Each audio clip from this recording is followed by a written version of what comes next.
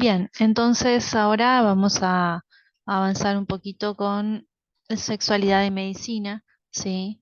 Entonces vamos a ver algunos aspectos de la salud y las mujeres, diagnósticos asociados a la orientación sexual e identidad de género, según el manual del DSM-5, y el desarrollo sexual diferente y el HIV y la confidencialidad, siempre desde el punto de vista de la bioética, ¿sí? En cuanto a la salud de las mujeres, la salud de las mujeres y varones es diferente según factores biológicos, tales como los genéticos, los hereditarios o los fisiológicos, que se van a manifestar de forma diferente en la salud y en los riesgos de una enfermedad. Es desigual también, porque hay factores en parte explicados por el género, que influyen de una manera injusta en la salud en las personas. Esto, vamos, es común para todos. Y muchos estudios epidemiológicos se han centrado en una población exclusivamente masculina, enmascarando las desigualdades presentes en la población femenina. Primariamente, la salud de la mujer fue estudiada básicamente con relación a su fisiología reproductiva.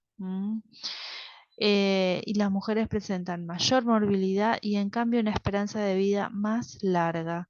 En todos los grupos de edad, los hombres declaran mejor salud que las mujeres, aunque a medida que va avanzando la edad, esta se va disminuyendo, ¿sí?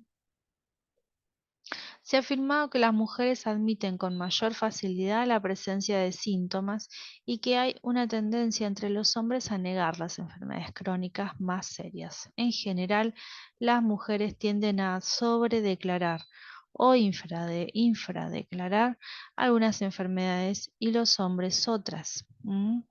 Ahí hay una diferencia según la perspectiva de género que se adopte.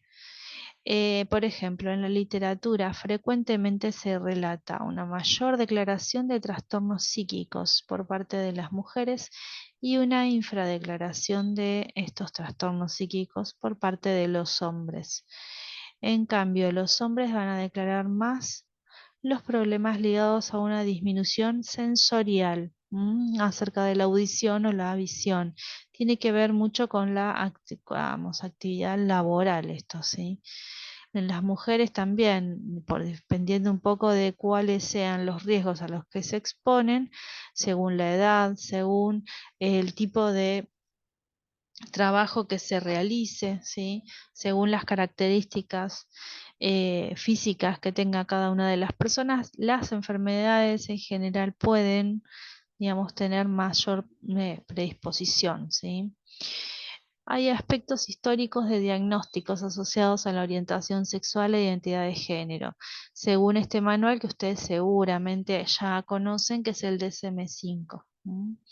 Este manual, desde la primera versión hasta la última, la más actualizada, ha ido cambiando esta, este concepto de orientación sexual. Desde 1886, el libro Psicopatías Sexuales, ¿sí?, utilizaba el diagnóstico de homosexual para designar un tipo biológico humano degenerado. Esta era la definición. A los comienzos del siglo XX, Freud interpretó la homosexualidad como una detención en el desarrollo sexual en la fase anal, que impedía llegar a la madurez sexual. Después, en 1952, el DSM-1, este manual que reúne todos los diagnósticos, signos, síntomas, diagnósticos, los clasifica y nos da, ¿sí?, una orientación de cuál es el perfil según la de salud mental, que etiquetaba la homosexualidad como una alteración psicopática de la personalidad, un poco para ir viendo cómo fue mutando, ¿sí?, esta definición a lo largo del tiempo, a lo largo de los años y a lo largo sobre todo de la mirada que se le fue dando desde esta asociación. Bueno, la APA decidió eliminar en el 73 el término homosexualidad como diagnóstico del DSM-3, pero sin embargo persistió el concepto de homosexualidad egodistónica. Y en el 1087, la edición revisada del DSM-3 se elimina este concepto por considerarse que dicho sufrimiento es o producto de una homofobia social y no de la condición homosexual per se. En el 90, la OMS excluye la homosexualidad del CIE, que es la otra forma de clasificación de todas las enfermedades de la OMS, ¿sí?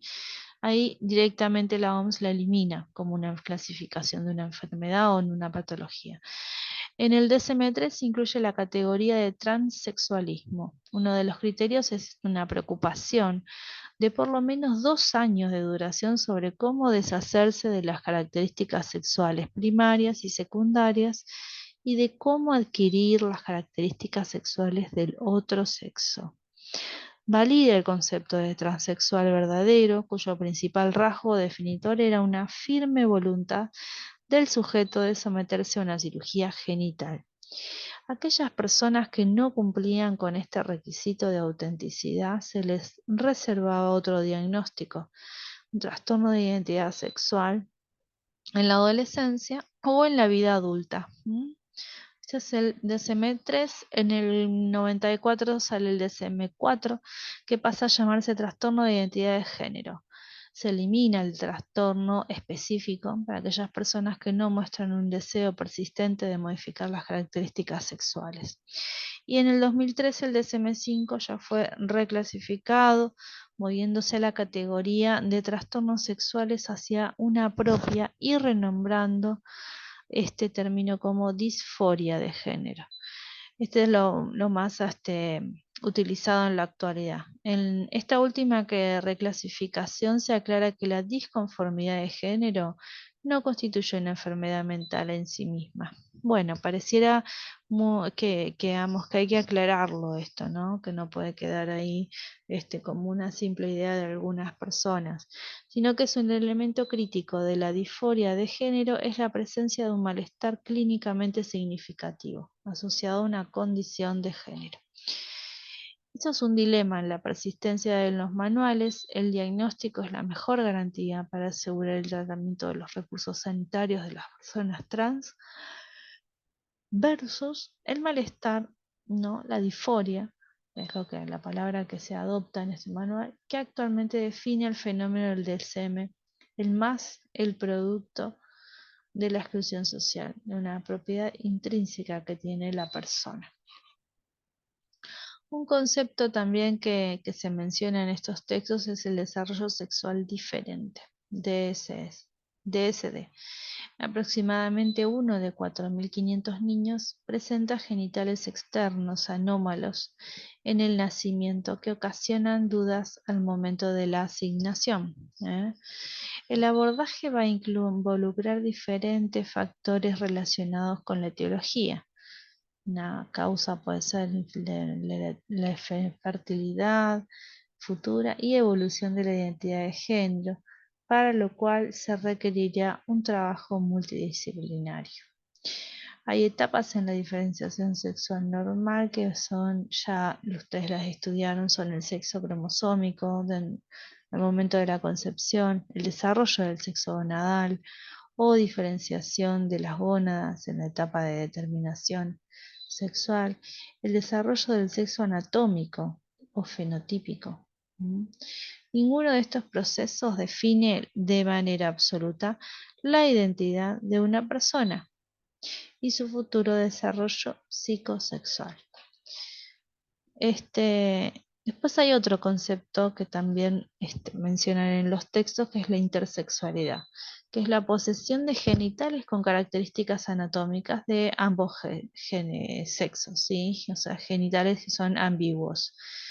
Hay muchas causas sobre esto, se imaginan que las genéticas acá son más relevantes, fármacos tomados durante el embarazo o déficits enzimáticos, ¿sí?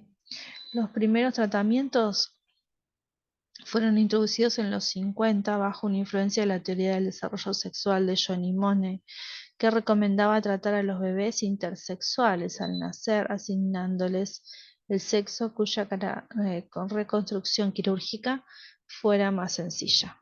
O sea que era el intento de hacer una cirugía para poder volver a tener genitales de determinado género, ¿sí? Esta es una práctica de reasignación temprana, normalizadora, que se mantuvo hasta 1997, cuando se reconocieron los primeros fracasos, ¿no? Durante varios años.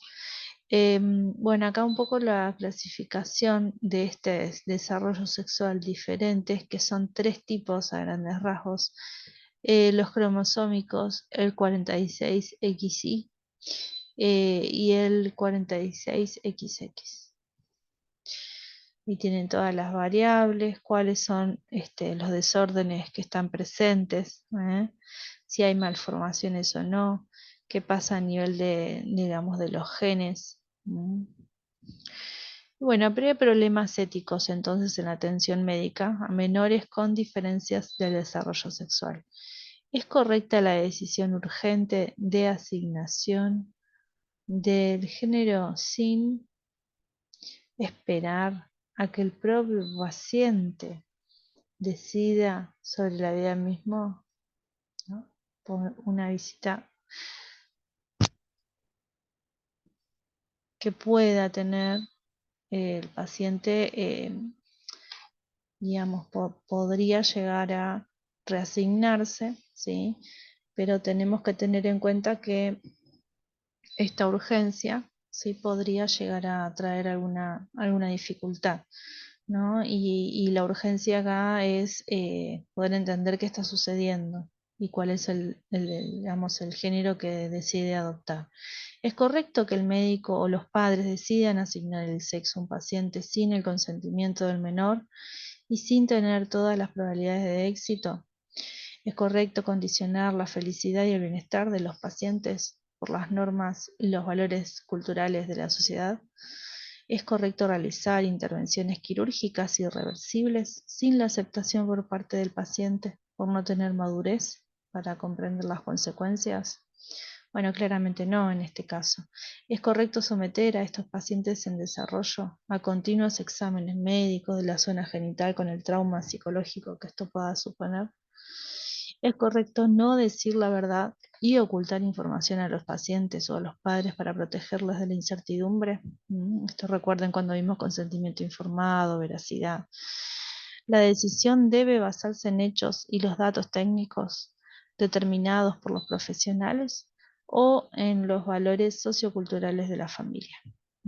Acá también muy presente cuál es la decisión que tiene, cuál es el perfil, ¿sí?, de las decisiones que va tomando la familia por el paciente, que es menor. ¿Cuándo y cómo tenemos que informar al afectado? ¿Quién debe informar y qué se debe informar? ¿Mm? Bueno, con respecto a VIH y confidencialidad médica, este es un tema que lo hemos tratando en algunas clases, mencionando, ¿sí? Todo lo que tiene que ver con la confidencialidad de la relación médico-paciente, la información que se va a obtener en el contexto de esta relación, ¿sí? Es una práctica normal transferir información a otros médicos. Revelar información es en interés del paciente, siempre tiene que ser consensuada con el paciente, ¿sí? Eso teniendo en cuenta la información que él se la puede dar a los familiares. También tener en cuenta los seguros médicos, ¿sí? Hasta dónde cubren este tipo de información, digamos, de manejo de la información. Riesgos para el médico clínico, cuando uno toma conocimiento de este tipo de antecedente, bueno, también tener en cuenta esto y la confidencialidad, como la manejamos ahí. Intereses de otros posibles pacientes.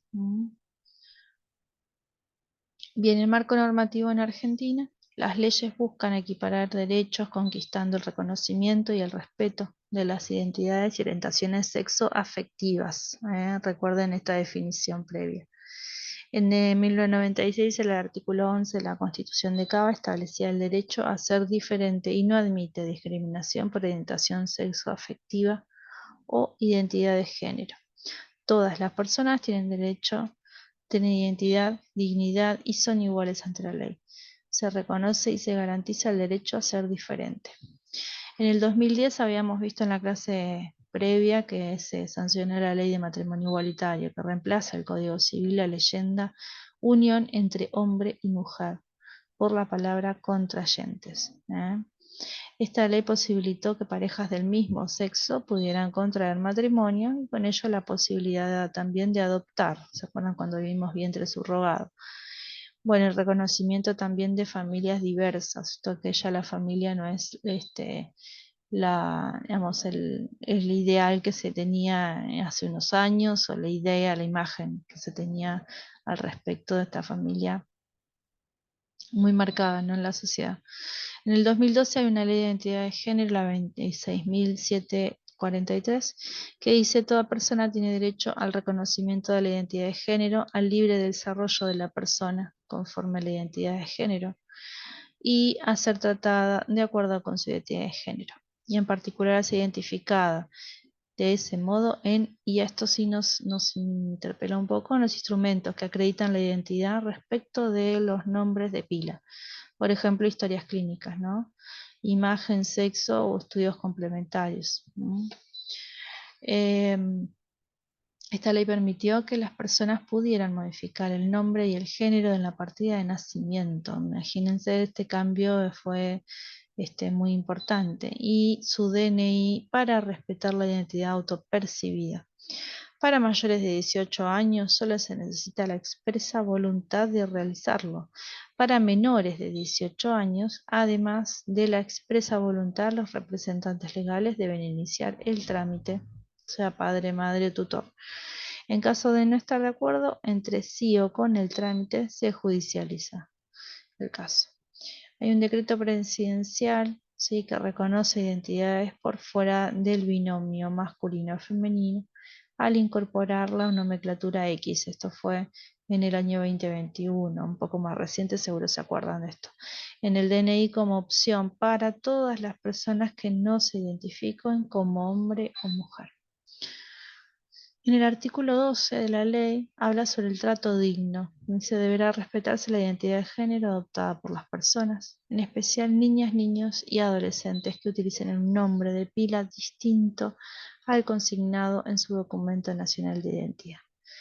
A su solo requerimiento, el nombre de pila adoptado puede ser utilizado para la citación, el registro, regajo, llamado y cualquier gestión, ¿sí?, o servicio, en ámbitos públicos como privados.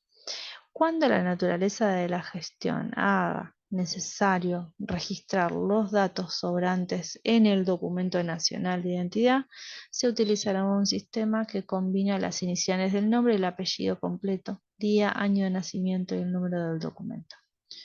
Bueno, esto igual que para la ley de VIH.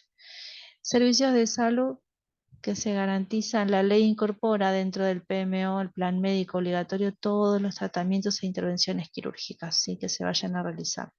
Busca garantizar el acceso a los servicios de salud.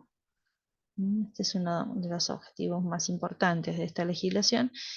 Y hay una resolución que dice, bueno, cobertura al 100% de estos tratamientos.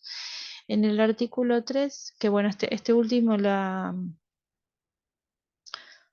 en esta última resolución también quedó, digamos, denegada, ¿sí?, inhabilitada hace unos meses con un decreto presidencial. Y aquí luego se presentaron diferentes recursos de amparo que hicieron que se puedan asegurar, ¿no?, los tratamientos. En ningún caso puede hacerse diagnóstico en el campo de la salud mental sobre la base exclusiva de una elección o identidad sexual. La ley antidiscriminación de la Ciudad de Buenos Aires desde el 2015 considera como acto discriminatorio los hechos, actos u omisiones relacionados con la identidad de género y la orientación sexoafectiva. Bien, también hay legislación como la ley Micaela que les dice capacitación obligatoria en la temática de género y violencia contra las mujeres.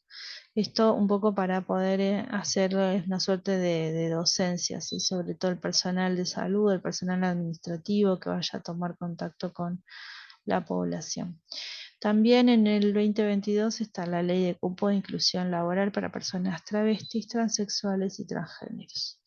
Y bueno, acá lo que indica es que un 1% de los puestos de trabajo de todos los poderes del Estado puedan estar ocupados por personas transgénero, ¿sí? Esta ley propone garantizar la finalización también de los estudios en los lugares en donde se llevan adelante estudios para esta población, tienen muy en cuenta esto y el seguimiento de la parte laboral, ¿no?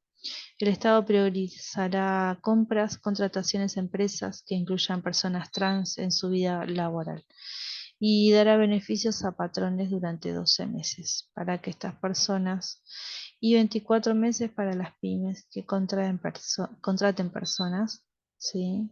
Transgénero. Bueno, después está esta ley de salud sexual y reprocreación responsable. Hay un programa nacional que se encarga de esta temática. Reconoce el derecho a la salud, comprende la salud sexual y está incluida la posibilidad de desarrollar una vida sexual gratificante sin coerción, como prevenir embarazos no planificados. Sí, esto lo que hace es garantizar el acceso gratuito a métodos anticonceptivos, sí, en hospitales de centros de salud y obras y sociales prepagas. Pues está la Ley Nacional de Contracepción Quirúrgica. Esta establece que toda persona mayor de edad tiene derecho a acceder a la realización de prácticas denominadas ligadura de trompas de falopio y ligadura de conductos deferentes o vasectomía en todos los servicios del sistema de salud. Y tiene requisitos, ¿sí? Con una persona capaz, mayor de 16 años de edad, que lo requiera formalmente, con un consentimiento informado. Bueno, acá tienen algo de la bibliografía, los videos están insertos en el link. Hasta luego.